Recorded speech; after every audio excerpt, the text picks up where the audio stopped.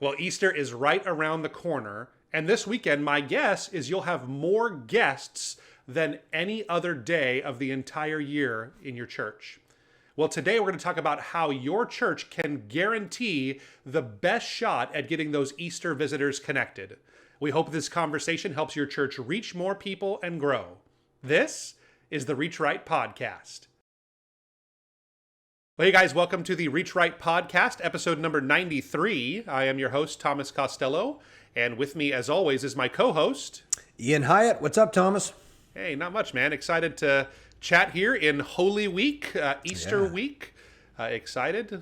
It's kind of our Super Bowl coming up this That's weekend. what I was going to say, Super Bowl. Yep, Super Bowl time. So hopefully our audience is catching this pre-Easter. If not, it's an evergreen one. I think Easter will come again next year, the Lord willing. Should the Lord tarry, we'll have Easter again next year. But today's episode, we'll be talking about how to guarantee Easter visitors get connected.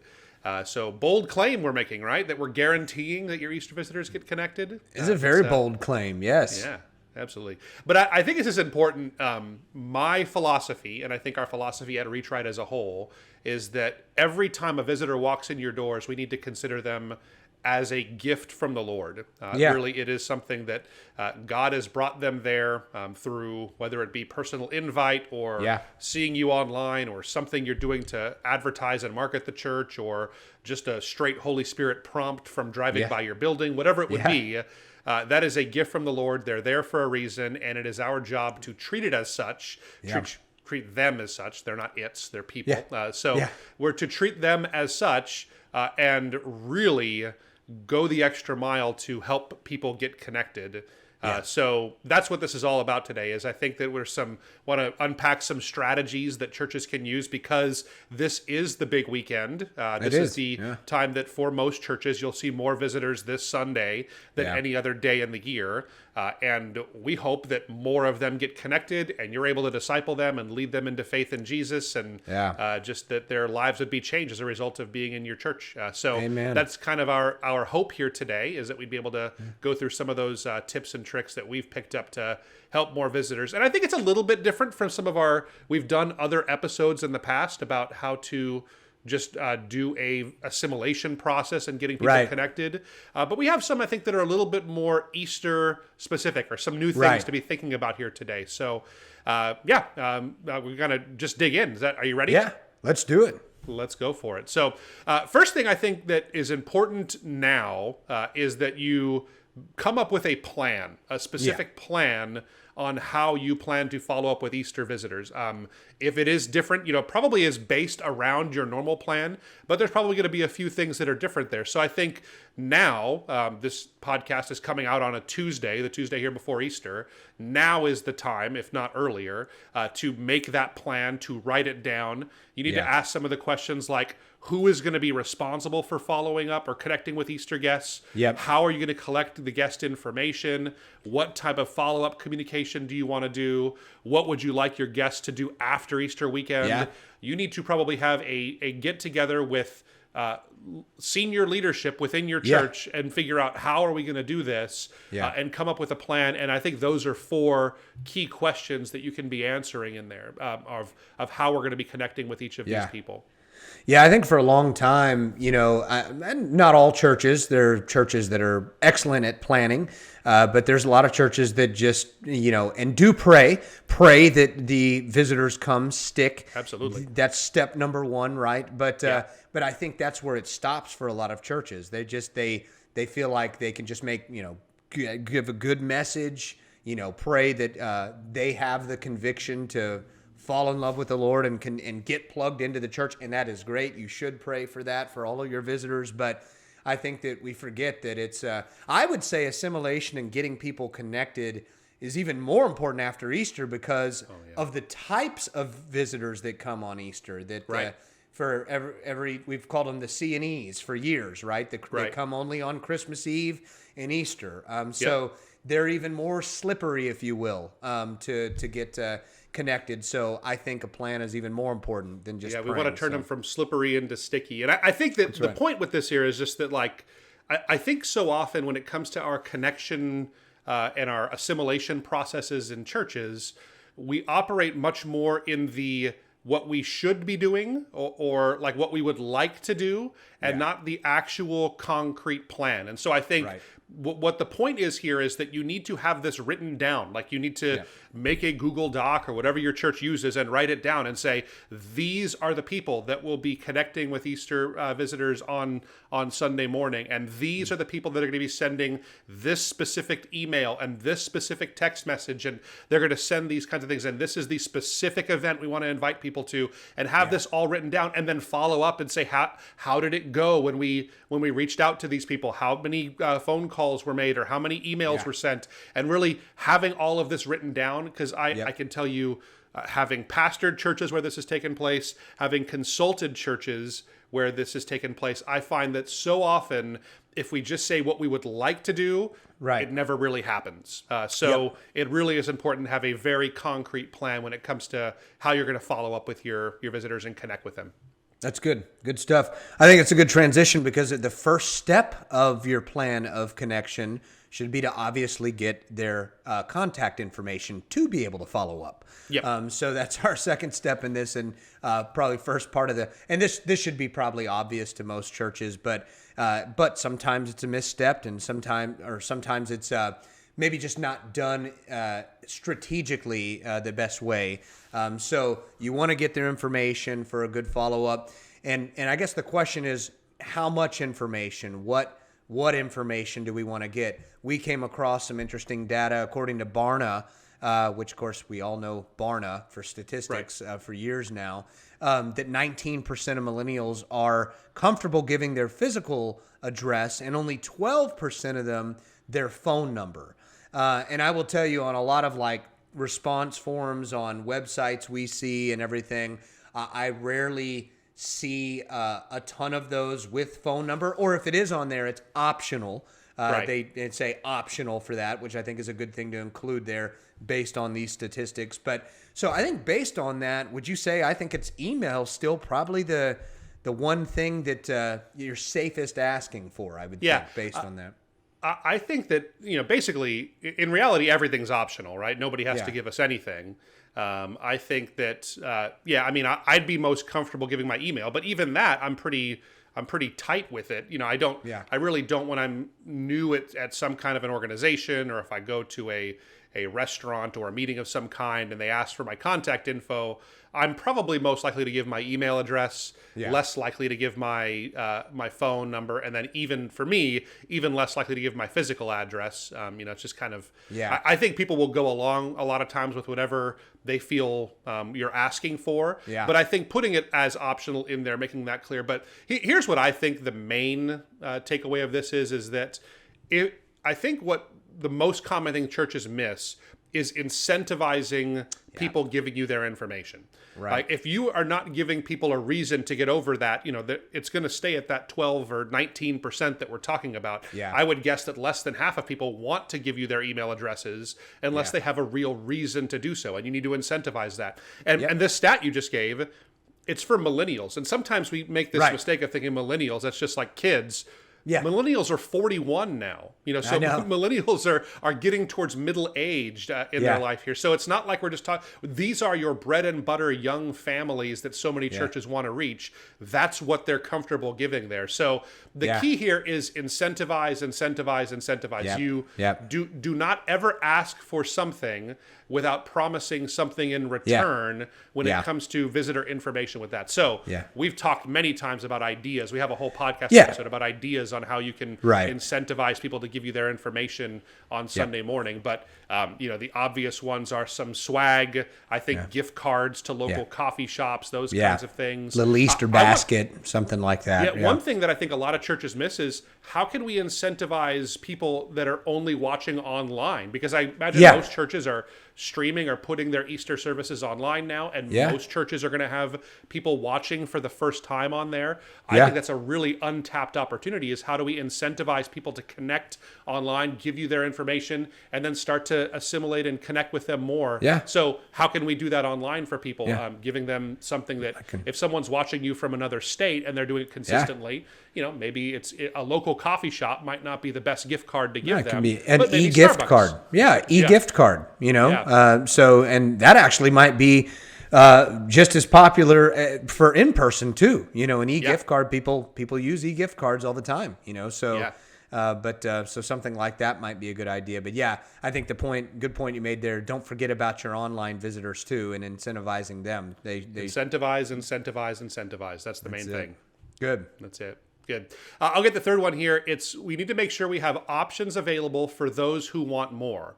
So let's get it through our heads that not everybody that walks in on Easter Sunday for the first time is ready to jump in hook, line, and sinker and buy in and join your serving teams and even give their life to Jesus. We want that. We want that for them. We want people to make decisions to follow Jesus. We want them to get connected.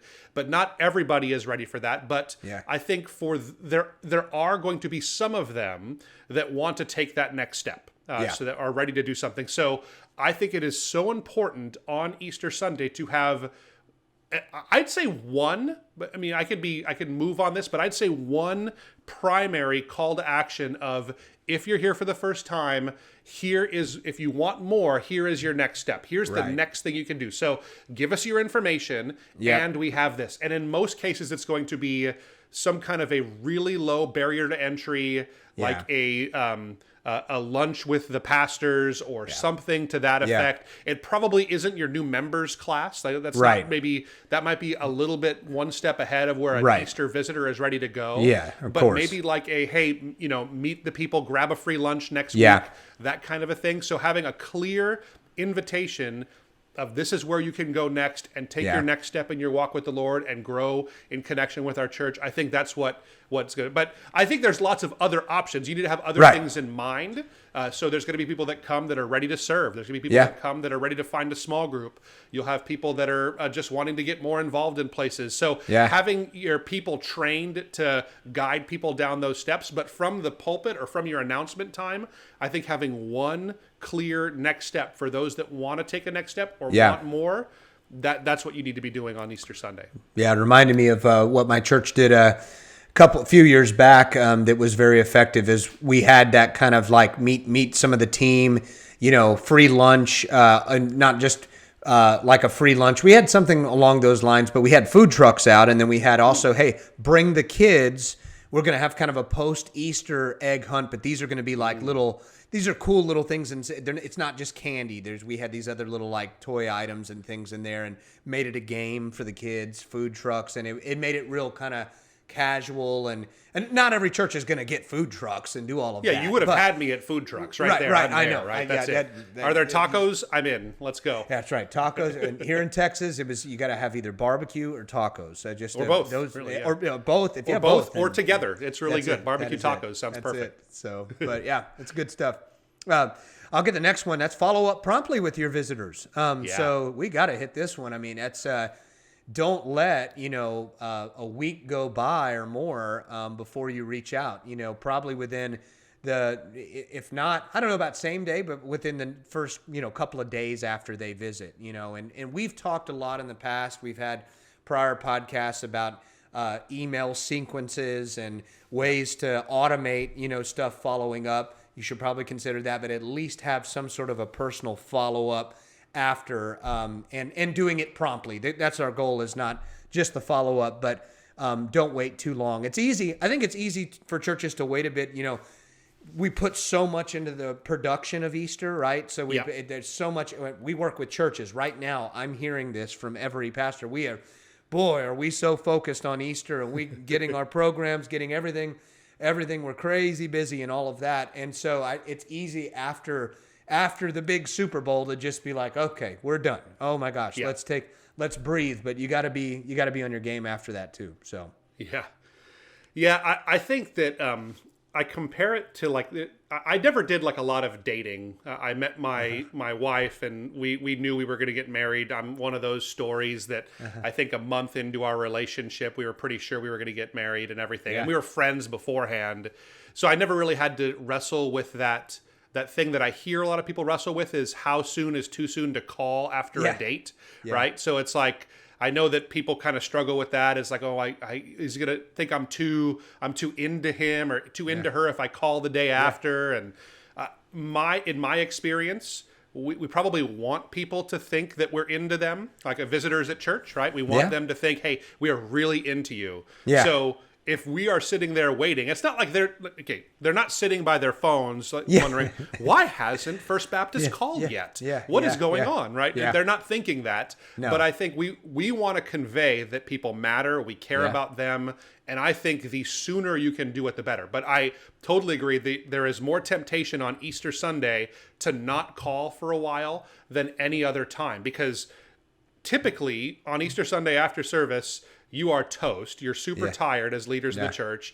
You have a ham that has to get into the oven, and you have all your family coming over, and everybody's going to be hanging out and together. And then usually you're in like that post-Easter coma Monday, Tuesday. That's like the slowest day for us at REACHRIGHT, right? Is the day after Easter. Everybody's like, well, I'm not coming into the office. We're not doing anything. So you have so many things that you could be doing or you would rather be doing, but you just need to probably put it on your calendar. Whoever's going to be doing this, follow up with visitors. It has to be there. There's nothing wrong with doing it via email at least, or even text messaging that afternoon. Hey, it was great to see you. Thanks so much for coming. Getting those messages out there, getting cards in the mail if you're doing that kind of stuff. I think I honestly am in the camp of get it on your calendar, plan to do it because you're going to need to do it, and it is the most important day to do it, so don't put it off. That's good.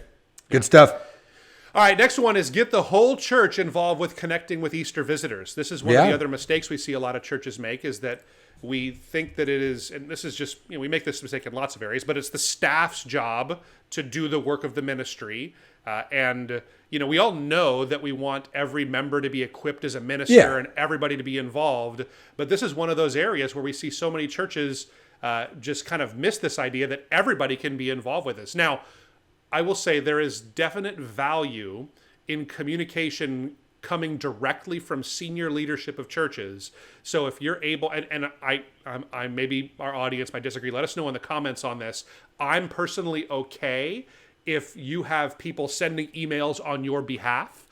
So if you're a church that has 75 different visitors on Easter Sunday, I think it'd be hard to expect your lead pastor to be typing 75 personal emails on Sunday at 1 in the afternoon. This is not something that we can expect. So I think that there's value in that. And I think as long as the tone and kind of the overall message is coming from your lead pastor, I think it's okay to have helpers who are there actually being the ones that copy and paste that in, add in a greeting, put in the person's name, and click send from the pastor's email account. But there's value in the lead pastor and the senior leadership doing part of the communication. But I think there is great value in having people from all over your church involved, from greeting to hosting. And there's a difference in that, in my opinion. So someone shaking hands and someone showing a first-time visitor and walking them over to kids ministry and helping them find a seat, and then checking up with them after service and saying, hey, did you have any questions? How did things go? That kind of stuff. There's a difference in that. But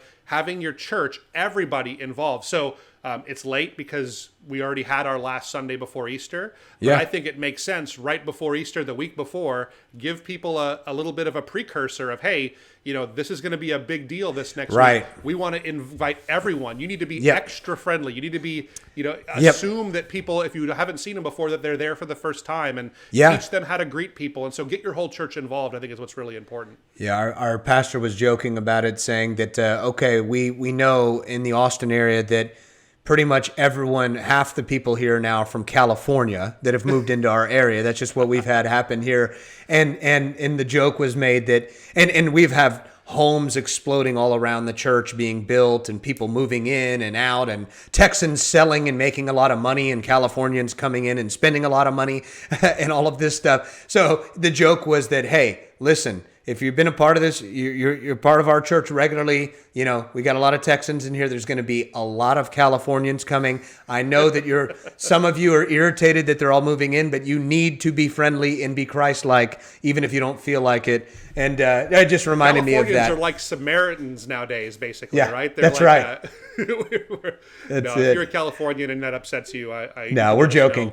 No, and so everyone knows, like, most of my best friends are from California, so it's happened. I met you coming from California. When you did. You did, as a matter of fact. So, but yeah, I think you hit the nail on the head. What I wanted to kind of reiterate was just that, you know, leading up to this, and we know if you're listening to this on Tuesday, hopefully you've done this already, but even the couple of weeks prior, you know, from the pulpit, or just making it clear to your members through communication that, hey, this is going to be a big weekend. You know, we need, like you said, to be extra friendly, be inviting back, connect with people, but keep it authentic, I would say. I'd say, you know, let's not put unhealthy pressure to where people are following up with new visitors in an awkward way. So, I mean, we have to realize that some people just aren't good at that, right? There's some people that are just so introverted that, you know, the time of their week that they hate the most is when they say, turn around and say hi to your neighbor at church, right? Yeah. Like, that's the part that is that they dread that moment every week. And so, you know, people will kind of self-select for this. Those people are going to probably don't put some undue pressure on them that you have to do that to be a good Christian. But I think that, you know, people that are good at it will naturally kind of rise up to the call, I think, in this case. Yeah, that's good. Yeah, that's it. So, well, why don't you wrap us up with the last one, Ian? Yeah, so connect with everyone who attends at Easter. So I think that's important. Don't leave no stone unturned, no person untouched. Connect with everyone that attends. Doesn't mean just, you know, we're not just saying reach out to them after the service, make sure that every person that filled out the greeting card is met. We mean find a way to keep people there longer. I think the mindset for a lot of people that attend a church service at Easter is get in, enjoy the service, check mark, we're out. So what are some ways we can keep people sticking around, or, you know, fellowshipping? We don't call it that, but you know, connecting, talking, visit us at the fellowship table. Yeah, stay longer. Come fellowship. We'll have coffee at the fellowship table and a donut. So no, but basically just it could be coffee, donuts. It could be a little egg hunt after church to keep the parents lingering around. Those are a couple of ideas for that, but that helps you to connect with everyone that attends. So things like that. I know your church used to be really big. You guys were on the Easter egg, like the helicopter Easter egg drop. You guys still do that kind of stuff, or have you? We've simmered down on that. We've simplified it a lot. We actually, if you remember, had Tim Tebow come speak at Easter. You did have Tim Tebow on Easter. That's right. I don't think I was even able to attend that because of how crazy it was. That was in the middle of Tebow mania too, so it wasn't. Tim Tebow now. I mean, he'd still draw a crowd, no doubt, but he was in the South, in Texas like that, in football country. Yeah, that was a really big deal there. So, some of the ones I think of are photo booths. I think are really great. I don't know if your church does a photo booth or not. We're working on one right now at our church, and it's a place that people kind of line up and get their photo taken, or they take photos in front of it. It's great for social media. So I think that's really good. Maybe that's a future podcast episode, is talking about how to make a great church photo booth. I don't know that we're specialists on that just yet, but why you should make a photo booth. My wife and I have a friend that has a business it's a digital photo booth that people can have at restaurants, their own home parties, everything else. She does very well at that. So, cool. So anyway, maybe we can get her on or something. But it's just, I think what it is it's just the connecting that you get to do with people when you're standing there in line, or you're taking their picture, and people, it's kind of an intimate thing, or, they're taking pictures, they're putting it on social media. I think that's a great one. There's so many different, I think, Easter egg hunts. I mean, we're going to have a portion of our audience that, is opposed to anything, kind of secular when it comes to Easter and Easter eggs. I don't know. Right. I think, in my position, is that it probably is worth it. I think people aren't doing it out of worship of the goddess Ishtar or anything like that. It's not why people are coming to do it. So I would put all that stuff aside. I think Easter egg hunts and anything you do to help families have a great time and a memorable experience, I think it just goes a long way. So yeah, keep people around. That's what's important. It's good stuff. Awesome. Well, good. Those are our ideas. I hope it's been helpful to you guys. If it has been, let us know in the comments below. If you have any other ideas for our Reach Right family of maybe things that you guys are doing to help visitors better connect, let us know about that in the comments too. I think it's kind of the hive mind that we have going. We want to make this a resource to all kinds of people. So we'd love to hear what you think too. So as always, if this has been helpful to you, rate, review, subscribe. That means a lot to us. Thank you for helping us move up in the algorithms when you do those kinds of things. Yeah. It does mean a lot to us. So thank you guys for being a part of our Reach Right family, and we hope to catch you next week.